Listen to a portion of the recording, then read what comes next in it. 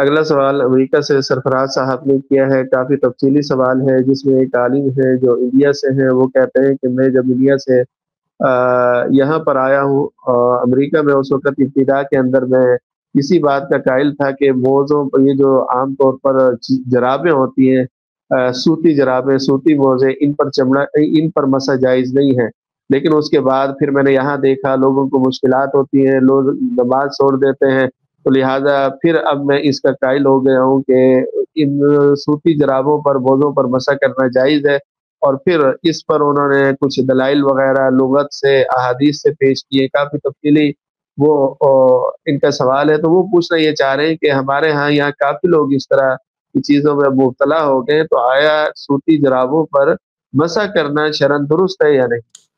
دیکھیں، سوتی عام جو جرابیں پہنی جاتی ہیں ان پر مسح کرنا جائز نہیں ہے، اور اس میں انہوں نے جو استدلال کیا ہے وہ خفین والی روایات سے کیا ہے۔ یہ استدلال بالکل باطل ہے۔ خفین چمڑے کے موزوں کو کہا جاتا ہے، اور مسح کی اجازت اس کی تھوڑی سی تفصیل میں عرض کروں گا جس سے مسئلہ واضح ہو جائے۔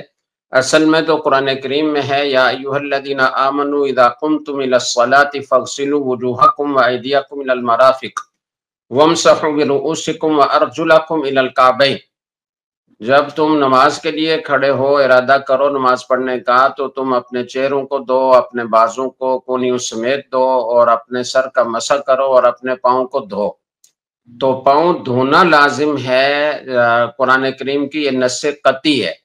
اس کا تقاضا تو یہ ہے کہ چمڑے کے موضوع پر بھی مسح کرنا جائز نہ ہو، لیکن چونکہ چمڑے کے موضوع پر مسح کرنے کی روایات متواتر ہیں، تو ایک دو روایتیں ہوتی ہیں، تو پھر قرآن کریم کی اس آیت میں کسی قسم کی تقیید جائز نہ ہوتی۔ لیکن چونکہ احادیث متواترہ سے خفین پر مسح کرنا ثابت ہے، اسی بنا پر حضرت امام ابو حنیفہ رحمہ اللہ تعالیٰ فرماتے ہیں کہ ما قلت بالمسح حتی جاءنی فیہ ضوء النہار، جب تک دن کی روشنی کی طرح میرے سامنے دلائل واضح نہیں ہو گئے، میں اس وقت تک مسح علی الخفین کا قائل نہیں ہوا۔ اور اسی طریقے سے بڑے بڑے حضرات کہتے ہیں، حافظ ابن حجر رحمۃ اللہ علیہ کہتے ہیں کہ اگر ان روات کو بعض لوگوں نے شمار کیا تو 80 سے زائد روات ہیں، صحابہ کرام جو روایت کرتے ہیں آپ صلی اللہ علیہ وسلم سے مسح علی الخفین کو، چمڑے کے موضوع پر۔ تو چونکہ یہ احادیث متواترہ ہیں، اور احادیث متواترہ سے قرآن کریم کی کسی اطلاق کو مقید کیا جا سکتا ہے، تو ان احادیث کی بنا پر یہ کہا گیا کہ جو غسل ہے یعنی دھونا ہے، یہ اس وقت لازم ہوگا کہ جب خفین پہنے ہوئے نہ ہوں۔ اگر خفین پہنے ہوئے ہوں، آدمی مقیم ہو تو 1 دن 1 رات، اور اگر مسافر ہو تو 3 دن 3 رات تک مسح کرنا جائز ہوتا ہے۔ تو چمڑے کے موضوع کے لیے احادیث متواترہ موجود ہیں۔ جوربین الگ چیز ہے اور خفین الگ چیز ہے۔ خفین چمڑے کے موزے ہیں اور جوربین کپڑے کی جرابیں ہیں۔ کپڑے کی جرابوں کے بارے میں جو ہے وہ تفصیل ہے کہ اگر وہ اتنی سخین ہوں یعنی اتنی موٹی ہوں کہ ان کے اندر خفین جیسے اوصاف پیدا ہو جائیں، اور وہ 3 شرائط میں منحصر ہیں۔ ایک یہ کہ وہ اتنا موٹا کپڑا ہو کہ پانی ڈالیں تو پانی چھن کر پاؤں تک نہ پہنچے۔ دوسرا یہ کہ اس کو بغیر کسی خارجی چیز کے ذریعے باندھے وہ اب پنڈلی پر قائم رہ سکے۔ اور تیسری شرط یہ ہے کہ اس کو پہن کر 1-2 میل یعنی 3-4 کلومیٹر پیدل چلے تو وہ پھٹنے والی نہ ہوں، اتنی مضبوط ہوں۔ تو ایسی جوربین پر مسح کرنا جائز ہے۔ عام جرابیں جو عام حالات میں پہنی جاتی ہیں ان پر مسح کرنا جائز نہیں ہے۔ البتہ بعض ممالک نے ایسی موٹی جرابیں بھی بنائی ہیں اور اس میں مچھلی کی کھال استعمال کی ہے، اور اس سے وہ دبیز بھی ہو گئی ہیں اور پانی بھی نہیں چھنتا، اور ان میں شرائط پائی جاتی ہیں، تو ان پر مسح کرنا جائز ہوگا۔ لیکن عام جرابوں پر مسح کرنا بالکل جائز نہیں ہے، اس لیے کہ اس سلسلے میں 2-3 روایتیں ہیں اور تینوں ضعیف ہیں۔ اس میں ایک روایت جو ہے وہ معجم صغیر طبرانی کی ہے، اور ایک روایت بیہقی وغیرہ کی ہے، اور ایک روایت ترمذی کی ہے۔ ترمذی میں جو روایت ہے وہ حضرت مغیرہ بن شعبہ رضی اللہ تعالیٰ عنہ کی ہے، اور اس میں جوربین پر مسح کرنے کا ذکر ہے۔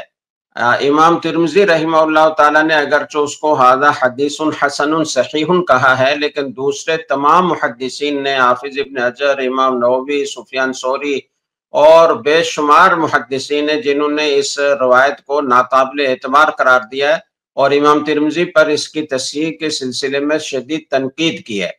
تو تینوں روایتیں ناقابل اعتبار ہیں، جوربین، عام جوربین پر مسح کرنے سے متعلق جو روایتیں پیش کی جاتی ہیں، اور ان سائل صاحب نے یا سائل نے جن کا حوالہ دیا ہے انہوں نے خفین کی روایات سے استدلال کیا ہے اور یہ کہا کہ وہ بھی پاؤں کو ڈھانکتی ہیں، یہ بھی پاؤں کو ڈھانکتی ہیں، جب کوئی فرق نہیں ہے تو پھر مسح کے حکم میں کیوں فرق کیا جاتا ہے؟ تو یہ تو ایک موٹے دماغ والے آدمی کو بھی پتا ہے کہ خفین چمڑے کے ہوتے ہیں اور ان میں جو اوصاف پائے جاتے ہیں وہ عام جرابوں میں نہیں پائے جاتے، تو یقیناً حکم میں بھی فرق ہوگا۔ جب ان کی حقیقت میں فرق ہے، ان کی ماہیت میں فرق ہے، تو حکم میں کیسے فرق نہیں ہوگا؟ اور اس پر کوئی یہ نہیں کہ یہ کوئی حنفیہ کا مذہب ہے، بلکہ پوری امت کا اجماع ہے کہ چمڑے کے موضوع پر مسح کرنا جائز ہے اور عام جرابوں پر مسح کرنا جائز نہیں ہے۔ اور جو جوربین سخینین ہیں، جو اتنی موٹی ہیں کہ ان میں خفین کے اوصاف پیدا ہو گئے ہیں، تو ان میں بھی مسح کرنے کے جواز اور عدم جواز میں اختلاف ہے۔ بعض فقہا اس کو جائز کہتے ہیں، بعض فقہا اس کے باوجود کہ وہ سخین ہے، اس کے باوجود کہ خفین کے اوصاف اس میں آ گئے، اس کو جائز نہیں کہتے، چونکہ حدیث میں خفین کا ذکر ہے، جوربین کا ذکر نہیں ہے، یا ذکر ہے تو ضعیف روایات میں ہے۔ جزاک اللہ مفتی صاحب، جیسا آپ نے ذکر کیا کہ تمام کا اتفاق ہے یہ سوتی جیسے جرابیں ہیں ان پر مسح جائز نہیں ہے، تو عام طور پر جیسے عرب ممالک یا جہاں پر عربوں کا کچھ زیادہ ان کی تعداد ہے، تو وہاں بعض مشاہدہ ایسا ہوتا ہے، دیکھنے میں آتا ہے کہ وہ انہی سوتی جرابوں پر مسح کر رہے ہوتے ہیں، تو وہ پھر کیسے کر رہے ہیں، کون لوگ؟ بس یہ تساہل ہے اور یہ اجماع امت کے خلاف ایک چیز پر عمل شروع کر دیا لوگوں نے راحت پسندی کی وجہ سے۔ سوال یہ پیدا ہوتا ہے کہ منہ دھونا مشکل نہیں ہے، بازو دھونا مشکل نہیں ہے، ہاتھ دھونا مشکل نہیں ہے، تو پاؤں دھونا کیوں اتنا مشکل ہو گیا؟ اگر خفین پہنے ہوئے نہیں ہے تو پھر بھی ان کو اوپر مسح کرنا عام جرابوں پر، تو یہ خام خواہ مشکل ایک گھڑ لی گئی ہے کہ یہ بہت مشکل ہے اور لوگوں کو آسانی دینی چاہیے۔ آسانی شرعی حدود میں رہتے ہوئے جتنی ملتی ہے اتنی ہی دی جا سکتی ہے، اس سے زائد نہیں دی جا سکتی۔ تو یہ جتنے لوگ عام جرابوں پر مسح کرتے ہیں یہ بالکل اجماع امت کے خلاف اور قرآن و حدیث کی نصوص کے خلاف کر رہے ہیں۔